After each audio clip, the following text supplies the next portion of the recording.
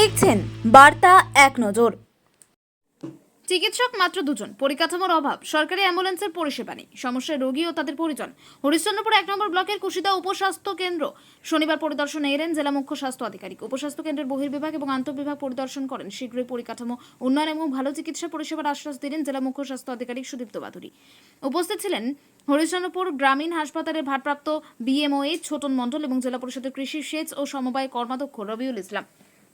স্থানীয় সূত্রে জানা গিয়েছে ১৯৫২ সালে কুশিদার জমিদার রামকৃষ্ণ সরকারের দানকৃত ৬ বিঘা জমির ওপর গড়ে ওঠে কুশিদা স্বাস্থ্যকেন্দ্র। পরবর্তীতে আরও ৪ বিঘা জমি দান করেন তার প্রজন্মরা। ২০১৫ সালে কুশিদা উপস্বাস্থ্য কেন্দ্র ভবনের সূচনা করেন মুখ্যমন্ত্রী মমতা বন্দ্যোপাধ্যায়। কুশিদা অঞ্চলের অসংখ্য মানুষ বহির্বিভাগ ও আন্তঃবিশ্বাসের চিকিৎসা নিতে আসেন। ১০ শয্যা বিশিষ্ট উপস্বাস্থ্য কেন্দ্রে ২ জন চিকিৎসক, ৫ জন নার্স, 1 জন স্বাস্থ্য এবং 3 জন অস্থায়ী সাফাই কর্মী, 4 জন স্থায়ী জিডিএ রয়েছে। উপস্বাস্থ্য কেন্দ্রে চিকিৎসক এর অভাব রয়েছে। আর এই সরকারি অ্যাম্বুলেন্সের কোনো পরিষেবা নেই। আন্তঃবিভাগে পুরুষ ও মহিলা আলাদা ওয়ার্ড নেই। পরিশ্রুত পানীয় জলের ব্যবস্থা নেই। শৌচালয় বন্ধ হয়ে পড়েছে। চিকিৎসক নার্সদের থাকার কোয়ার্টারের ভগ্ন দশা এবং পরিকাঠামোগত সমস্যা নিয়ে অভিযোগ তুলে জেলা স্বাস্থ্য আধিকারিকের হাতে দাবিপত্র তুলে দেন স্থানীয়রা। এমনকি সঠিক পরিষেবা মিলছে না বলেও জানান তারা। স্থানীয় বাসিন্দা সোমনাথ মিত্র বলেন, এই হাসপাতাল একসময় ছিল স্বাস্থ্যকেন্দ্র। পরে ২০১৫ সালে উপস্বাস্থ্য কেন্দ্র হিসেবে ঘোষণা করা হয়, কিন্তু তারপরেও পরিকাঠামোগত উন্নয়ন হয়নি। সিজারের কোনো ব্যবস্থা নেই। এলাকায় ৩০টি গ্রামের মানুষ এই উপস্বাস্থ্য কেন্দ্রের উপর নির্ভরশীল। জেলা পরিষদের কৃষি, সেচ এবং সমবায় কর্মাধ্যক্ষ রবিউল ইসলাম বলেন, এলাকার মানুষ কুশিদা ও বড়ুই স্বাস্থ্য কেন্দ্রের পরিকাঠামো সহ একাধিক সমস্যার কথা আমাকে জানিয়েছিল। আমি জেলা মুখ্য স্বাস্থ্য আধিকারিককে জানিয়েছিলাম।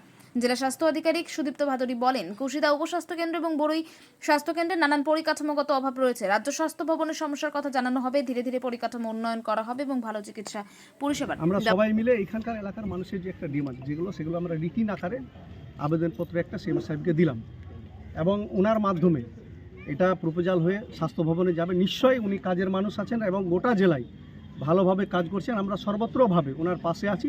আমাদের শুধু এটুকু আবেদন এবং অনুরোধ যে বিহার এবং বেঙ্গলের শেষ সীমানা এইটা কুশিদা, এই যে হসপিটালটা, এখানকার প্রচুর গ্রামের মানুষ। আমাদের এখান থেকে হরিশ্চন্দ্রপুর 15 কিলোমিটার, চাচল 25 কিলোমিটার। প্রাথমিকভাবে যদি এখানকার পরিষেবাটা আমরা ট্রিটমেন্টটা এখানকার এলাকার মানুষ পেয়ে যায়, তাহলে অত দূরে আমাদেরকে তড়িঘড়ি করে যাওয়ার কিন্তু প্রয়োজন হবে না।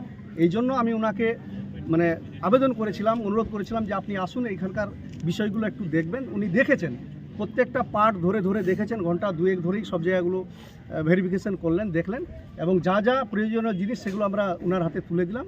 নিঃসন্দেহে উনি ওনার সাধ্যমতো যেভাবে যে কাজ করার ডিএম সাহেবের মাধ্যমে হোক কিংবা ওনার অ্যাঙ্গেল দিয়ে আমাদের স্বাস্থ্য ভবনে পাঠিয়ে সেই সব প্রপোজালের মাধ্যমে, যেরকম বাউন্ডারি ওয়াল, স্টাফ যারা এখানে দিদিরা থাকেন, কোয়ার্টারগুলো সেগুলো মেরামত, ভিতরে যেগুলো কাজ যেগুলো দেখলেন সেগুলো কোথায় কিভাবে যেগুলো ঘাটতি আছে, জলের ব্যাপার, আরও ইলেকট্রিক ফিক্সেশন, সমস্ত টোটাল টিম নিয়ে এসছেন।